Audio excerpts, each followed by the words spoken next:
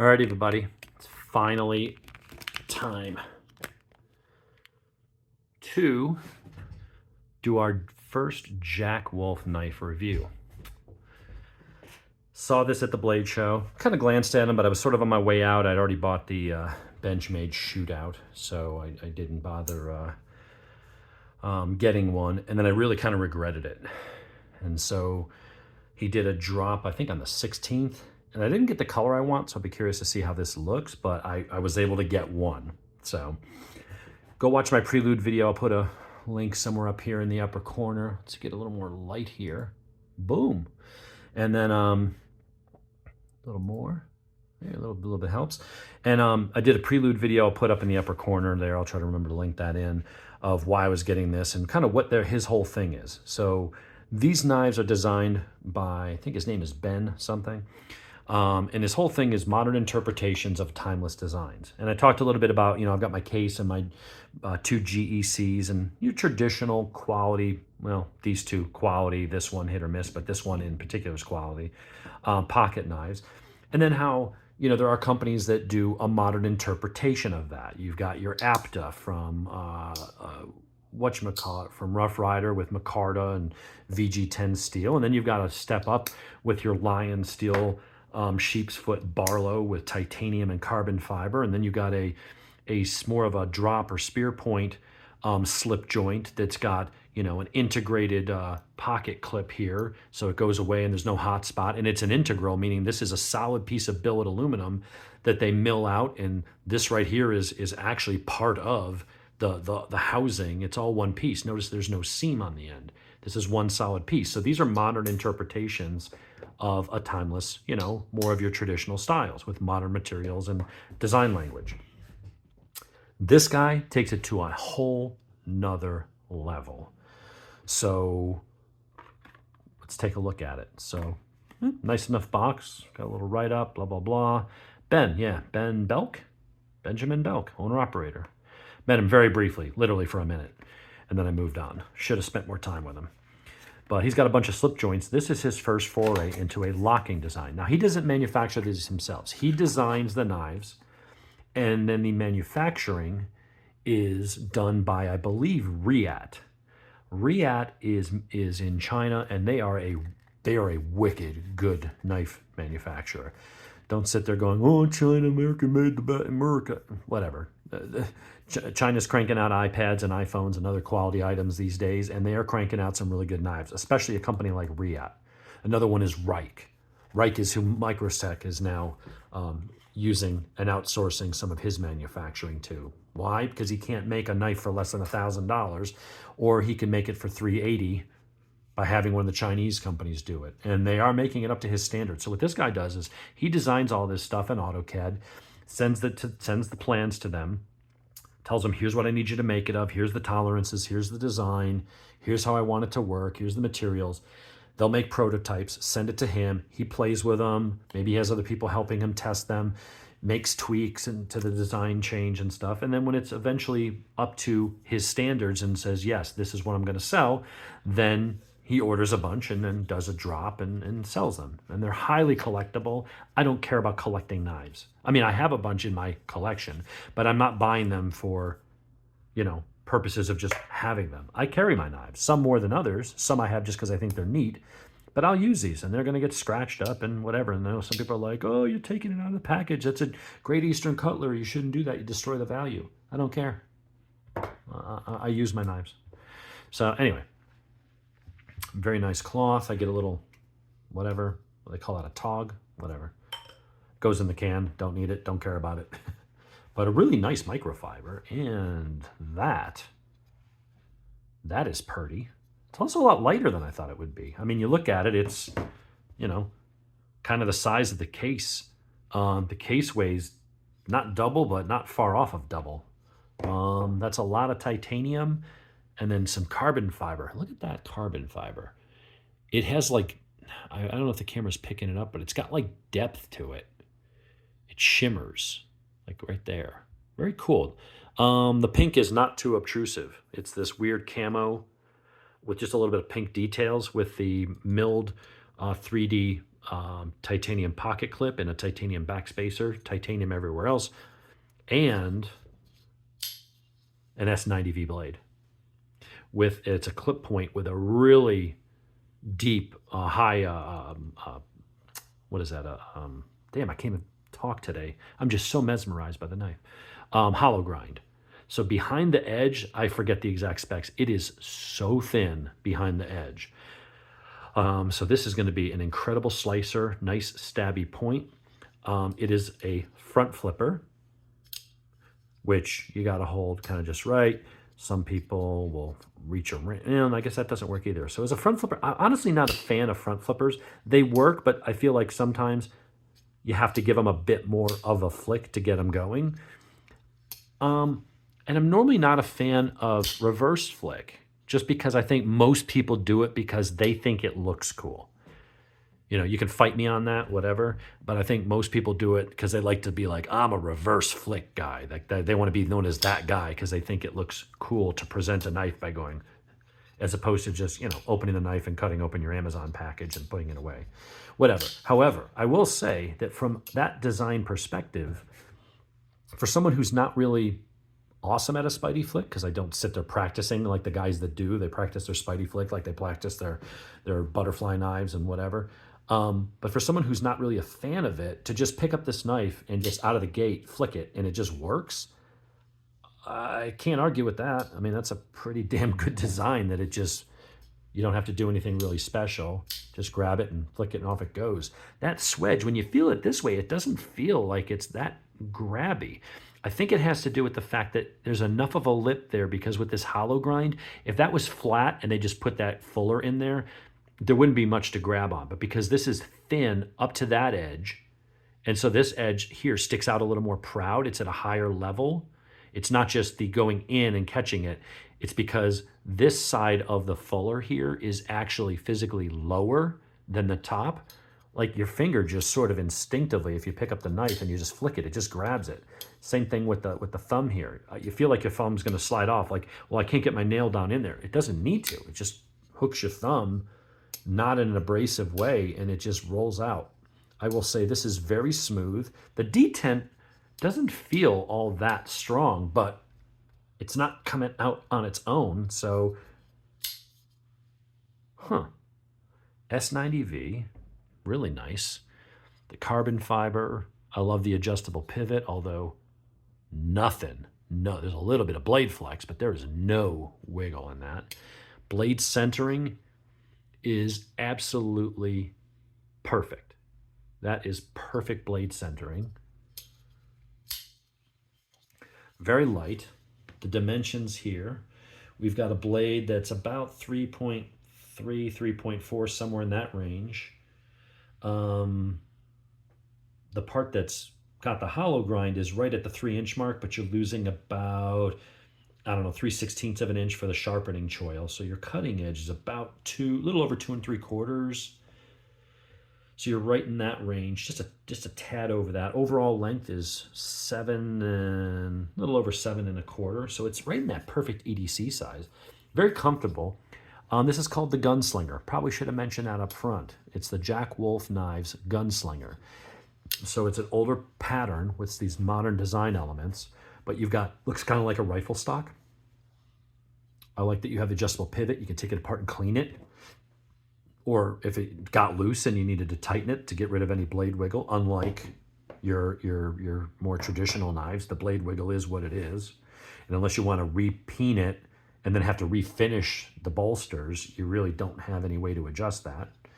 And you're just as likely to ruin it unless you really know what you're doing and have the right tools. But the action's nice and snappy. This pocket clip is right hand only. However, if you want to carry it in your pocket rather than have the clip, you just want to clean that up, they gave you this little spacer that is titanium, and it is anodized exactly the same color. So what you can do is pop that out. There's a screw that comes in from the other side, so you do have to disassemble it, but it's fairly easy. There's just 3 screws on, 2 on this side because one's underneath there, and 2 on each side for these plates, and then you've got your main one. But this will go in and take that spot and plug that hole. It'll lock into that channel. It's seamless. I will say the transitions here are absolutely amazing. The attention to detail on this thing, I'm trying to zoom in here. There's that groove there, but the transitions from the carbon fiber, I mean, that fit and finish, there is no gap. There's no warping. I mean, it is spot on. I like that they have this. Now, some people say, well, that makes it a little harder to clean out. You got to get a Q-tip. You can't just blow it out or whatever. Yeah, but it also keeps like coins or car keys or anything from going inside the back and nicking up your blade, nicking up your edge. Your edge is better protected, even if it means, okay, it takes you an extra 6 seconds to clean the damn thing. And it also keeps that look. I mean, when you open up a traditional slip joint, you know, you have that look. You have that spring. Here on the Lion Steel Thrill, it's part of the chassis, but the same thing. They're keeping it looking as traditional as possible while having the safety of it being a bolster lock. Now, it's corrected in one of my videos yesterday. I mean, they all lock similarly, but technically, it's part of the frame, so you'd say it's a frame lock, except there's a cutout in the bolster, so where the lock engages is a bolster. That makes it a bolster lock as opposed to a liner lock. They all work basically the same. There's a piece of metal from this side that pushes the locking bar. It is the locking bar, and it has decent engagement. We're at about 40%, so decent lockup. The spring tension is actually pretty good. I like this because a lot of times if you have a frame lock, okay, here's my Zancudo that I interviewed. Yes. So, Mr. Zancudo, what do you feel about being a knife? That I reviewed yesterday. You know, there are some knives. In fact, some of the Lion Steel frame locks I don't like because when you grip the knife, you're putting pressure on the lock bar, which is pushing on the detent, which makes the blade more sticky. It stiffens it up. Here, the pocket clip is so goddamn big that your hand tends to rest on that and that just flies open. You're not really pushing on that because that's kept away from it.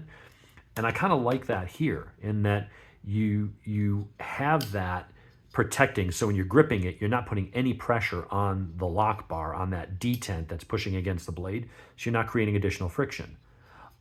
Additionally, it's not always 100%. That's why I don't like it. As far as Spidey flick, thumb roll is what I typically use, unless I'm just showing off. But it also prevents over travel. So you've got this carbon fiber, which is, maybe a tiny bit of flex, but that is really strong stuff. And because the carbon fiber is supported all under here, it's only that piece of metal on the edge that is coming out. You have you don't have over travel. You can't push it that far and bend the spring and loosen it over time, reducing the spring pressure. So very cool. Let's do a quick sharpness test and see. The edge feels like a razor blade, and it should. That is a really keen. Oh yeah. Even up towards the tip, that is a very, very, very sharp blade. Will it do a push test? I'm betting this one is going to do a push test. Oh, effortless. All right, depends on where you get it. And once the paper's crumpled, you got to start with a fresh piece. Yeah.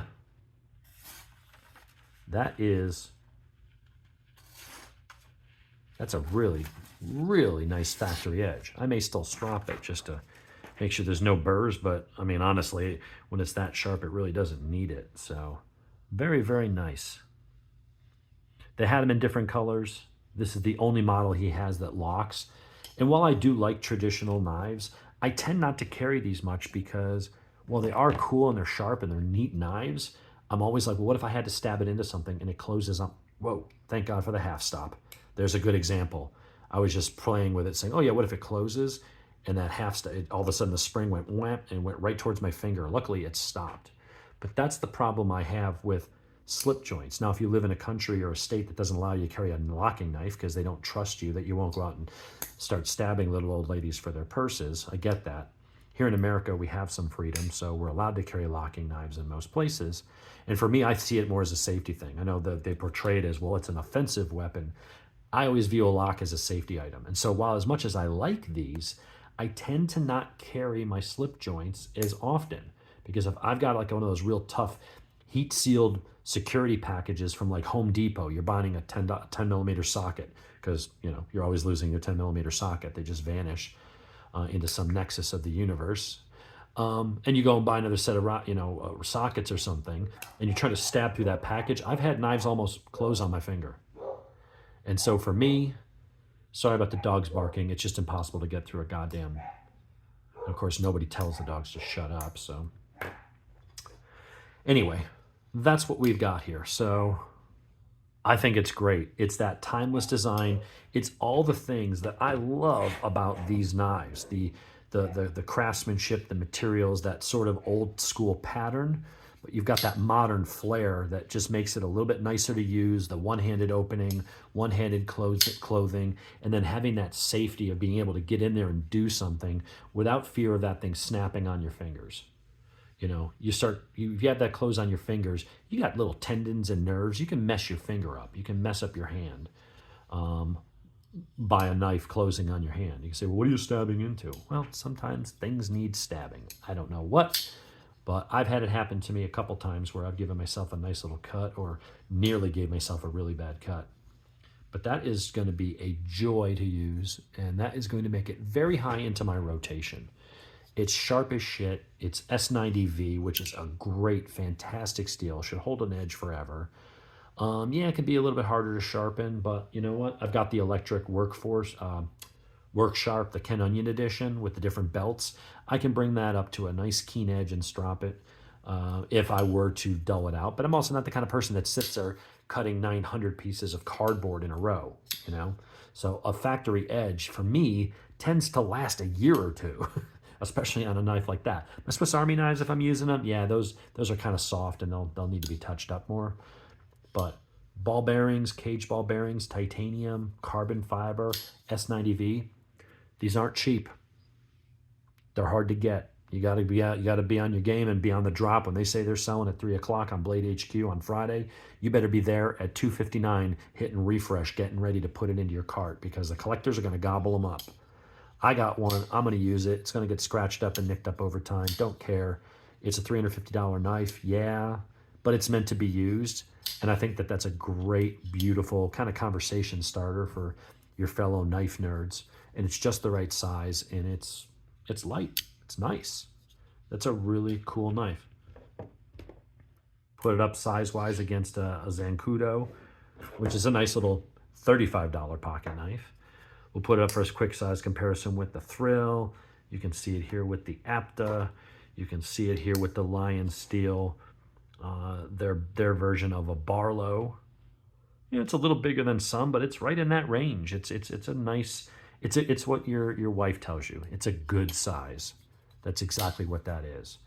And as much as I'm just not a fan of the Spidey flick, I can't deny that the knife works really well that way. So, I don't know.